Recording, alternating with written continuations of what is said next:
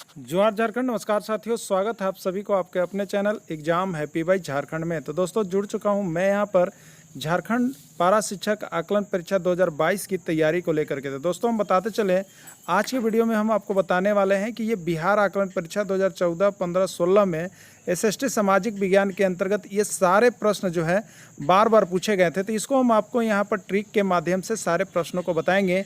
यानी इसमें दिल्ली सल्तनत के अंतर्गत आने वाले शासक और उनके संस्थापक का नाम आप क्रम से ट्रिक से याद रख पाएंगे। तो आप इस 5 मिनट के वीडियो को देख लीजिएगा, जिससे आपको यहाँ पर आने वाले हर सभी प्रश्न को आप यहाँ पर कवर कर सकते हैं। तो दोस्तों झारखंड में पारा शिक्षक आकलन परीक्षा, सहायक परीक्षा और साथ ही साथ आपको यहाँ पर सहायक आचार्य की परीक्षा की तैयारी जेटेट को लेकर के चैनल को सब्सक्राइब कर लीजिए, क्योंकि इस चैनल पर हम आपके लिए सिर्फ शिक्षक भर्ती से जुड़ी हर अपडेट को लेकर के आते रहते हैं। तो चलिए देखते हैं क्या कुछ प्रश्न आया हुआ। वीडियो में हम चर्चा करेंगे यहाँ पर दिल्ली सल्तनत के अंतर्गत आने वाले शासकों के नाम का क्रम और उनके संस्थापक का नाम याद रखने का क्रम। आपको हम 2 मिनट का ये वीडियो जो है आपको हम बताएंगे, जिसमें इससे 20 प्रश्न जो है आपका हिस्ट्री सेक्शन के अंतर्गत, जीके सेक्शन के अंतर्गत आपका कंप्लीट हो जाएगा। तो दोस्तों यहाँ पर इसी तरह का वीडियो देखने के लिए यदि आपको अच्छा लगता है तो लाइक कीजिएगा, और जितना ही लाइक आता है तो मैं आपके लिए उसी तरह का वीडियो बनाऊंगा। यदि इसका आपका नोट्स चाहिए तो आप यहाँ पर कॉमेंट कीजिएगा, तो आपको इसका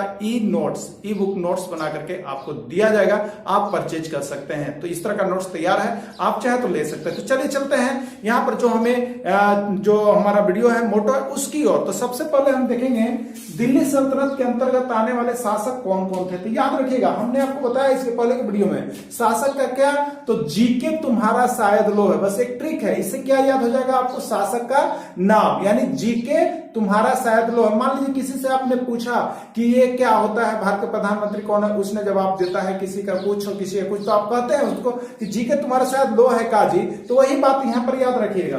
तो देखिए यहाँ शासक का नाम याद रखने के लिए, दिल्ली सल्तनत के शासक का नाम ना, शासक का नाम याद रखने के लिए आप क्या करेंगे याद, जीके, ठीक है, जीके तुम्हारा शायद लो है, जीके तुम्हारा शायद लो है। इतने ही से आपको क्या याद हो जाएगा, तो दिल्ली सल्तनत के अंतर्गत आने वाले शासक का नाम याद हो जाएगा। ठीक है, अब देखिए जीके, जी का मतलब है दोस्तों गुलाम वंश। जी का मतलब क्या है आपका, गुलाम वंश। अब देखिए के का मतलब याद रखिएगा ख, यानी गुलाम वंश के बाद आता है देखिए खिलजी वंश। क्या आता है आपका, खिलजी वंश। अब देखिए तुम्हारा में तू है, तू से हो जाएगा आपका तुगलक वंश, तू से आपका क्या हो जाएगा, तुगलक वंश। और शायद में देखिए शायद से हो जाएगा सैयद वंश। क्या हो जाएगा, सैयद वंश हो जाएगा। ओके, और लो से देखिए लोधी वंश, लो से क्या हो जाता है, लोधी वंश। ओके, यानी गुलाम वंश, खिलजी वंश, तुगलक वंश, सैयद और लोधी वंश ये किस में आते हैं, तो ये सभी दिल्ली सल्तनत के अंतर्गत आते हैं। तो दिल्ली सल्तनत के अंतर्गत आने वाले शासकों का क्रम है, ये देखिए क्रम है, ये क्रम है, इसमें आपको कहीं भी आगे पीछे नहीं है। मतलब गुलाम वंश समाप्त होता है तो फिर आपका आता है यहाँ पर खिलजी वंश समाप्त होता है, तुगलक वंश समाप्त होता है, सैयद वंश और सैयद वंश समाप्त होता है तो लोधी वंश। और ये देखिए यहाँ पर आ जाता है 1526 ईस्वी, और इसके बाद जो नींव पड़ता है वो पड़ जाता है आपका मुगल साम्राज्य का। किसका नींव पड़ जाता है, मुगल साम्राज्य का। तो उसका भी वीडियो हमने बना दिया है कि मुगल साम्राज्य के अंतर्गत कौन कौन आते हैं। अब यहाँ पर देखिए प्रश्न पूछा जाता है आपसे कि गुलाम वंश का संस्थापक कौन था, खिलजी वंश का संस्थापक कौन था, तुगलक वंश का संस्थापक कौन था, सैयद वंश का संस्थापक कौन था, लोधी वंश का संस्थापक कौन था। ये सभी प्रश्न जितना भी आप देख रहे हैं संस्थापक, ये आपके एग्जाम में पूछे हुए हैं, और ये 500,000 से ज्यादा बार पूछा गया था। आप इसके वंश जो है, इनके संस्थापक का नाम भी आप एक छोटा सा बात से देखिए, एकदम याद रख लीजिएगा। छोटा सा बात, आप एक घर में गए थे, आप एक घर में गए, वहां पर बहुत ही आपका भव्य स्वागत हुआ, ठीक है, भव्य स्वागत हुआ। तो आप यहां पर बोलते हैं, एक नाम था जरीना, नाम क्या था, जरीना।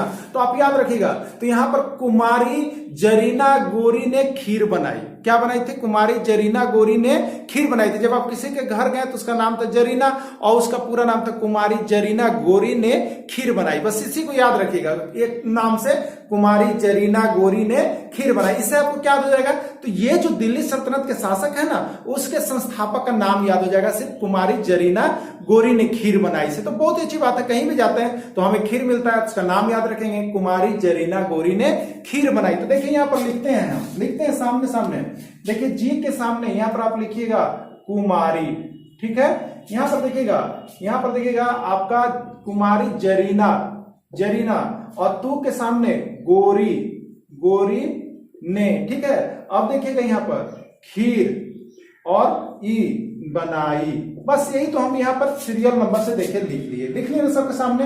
अब देखिएगा तो गुलाम वंश के सामने कुमारी है, कुमारी का मतलब क्या है, कुमारी का मतलब कुछ नहीं, ये है आपका कुतुबुद्दीन ऐबक। कु का मतलब क्या है दोस्तों, कुतुबुद्दीन ऐबक, यानी गुलाम वंश का स्थापना किसने किया था, कुतुबुद्दीन ऐबक ने किया था। अब आपको यहाँ पर एक प्रश्न बहुत बार पूछा गया है कि गुलाम वंश के संस्थापक कौन थे, तो गुलाम वंश का संस्थापक कुतुबुद्दीन ऐबक था। अब देखिए यहाँ पर खिलजी वंश, ज है ना, ज, तो इसका हो जाएगा जलालुद्दीन, क्या हो जाएगा, ज से जलालुद्दीन फिरोज, जलालुद्दीन फिरोज खिलजी, ठीक है। खिलजी वंश का संस्थापक कौन हुआ, जलालुद्दीन फिरोज खिलजी हो गया यहाँ पर। अब आप देखिएगा यहाँ पर तुगलक वंश, तुगलक वंश, यहाँ पर गोरी आया है, गोरी में ग, गोरी में ग से यहाँ पर याद रखिएगा गयासुद्दीन तुगलक, गयासुद्दीन तुगलक, यानी अब आपसे पूछा जाएगा कि तुगलक वंश का संस्थापक कौन है, तो गयासुद्दीन तुगलक हुआ तुगलक वंश का संस्थापक, ठीक है। इस तरह से मिल गया आपको। अब देखिए सैयद वंश का संस्थापक कौन हुआ, तो इसमें कोड आया है खीर, खीर में खी से होता है खिज्र खां, खीर से क्या होगा, खी से खिज्र खां, यानी जो सैयद वंश है उसका संस्थापक कौन था, तो खिज्र खां था यहाँ पर। अब देखिए यहाँ पर लोधी वंश अंतिम बच गया और इसमें कोड आया है बनाई, तो बनाई में ब से याद रखिएगा, ब से, यहाँ पर लोधी वंश है तो ब से आपका जो हो गया, इसका संस्थापक जो था बहलोल लोधी, इसका संस्थापक कौन था, बहलोल लोधी, तो यहाँ पर ब से आपका बहलोल लोधी हो गया। तो अब देखिए यहाँ पर आपके प्रश्न क्या पूछे जाते हैं कि कुतुबुद्दीन ऐबक ने, कुतुबुद्दीन ऐबक जो है किस वंश का संस्थापक था, तो किसका था दोस्तों, गुलाम वंश का संस्थापक था, ठीक है। जलालुद्दीन फिरोज खिलजी किस वंश का संस्थापक था, तो खिलजी है, तो यहाँ पर खिलजी वंश हो गया। अब देखिएगा गयासुद्दीन तुगलक ने किस वंश का स्थापना किया, तो तुगलक है इसलिए तुगलक वंश का स्थापना किया, ठीक है। अब देखिएगा खिज्र खां ने किस वंश की स्थापना की, तो खी है यहाँ पर इसलिए वो आपका खिज्र खां सैयद वंश है, ठीक है। सैयद वंश का सबसे अलग है, खिज्र खां है। अब यहाँ पर बहलोल लोधी ने किस वंश की स्थापना की, तो लोधी है इसलिए लोधी वंश। तो प्रश्न देखिए घुमा फिरा कर फिर पूछ देंगे, गुलाम वंश का संस्थापक कौन हुआ, कुतुबुद्दीन ऐबक, खिलजी वंश का संस्थापक कौन हुआ, जलालुद्दीन फिरोज खिलजी, और तुगलक वंश का संस्थापक कौन हुआ, गयासुद्दीन तुगलक, और सैयद वंश का संस्थापक कौन हुआ, खिज्र खां, और लोधी वंश का संस्थापक कौन हो गया, बहलोल लोधी। तो देखिए सारे प्रश्न आप जितने जो यहाँ पर देख रहे हैं ना, ये सारे के सारे प्रश्न आपके आए हुए हैं हिस्ट्री सेक्शन, जीके सेक्शन के अंतर्गत। तो जीके को आप किसी तरह से भी तैयारी करना चाहते हो तो आप सिर्फ कमेंट कीजिएगा, आपको लगभग 80% क्वेश्चन जो है इसी तरह से हम यहाँ पर आपको कंप्लीट करवा रहे हैं। और इसका नोट्स चाहिए तो आप हमें जरूर यहाँ पर कमेंट कीजिएगा, आपको नोट्स हम भी प्रोवाइड करवाएंगे जो कि आपको परचेज करने होंगे, उसकी कीमत हम आपको बताएंगे। तो चलिए दोस्तों वीडियो के अंत तक जुड़े रहें, इसके लिए आप सभी को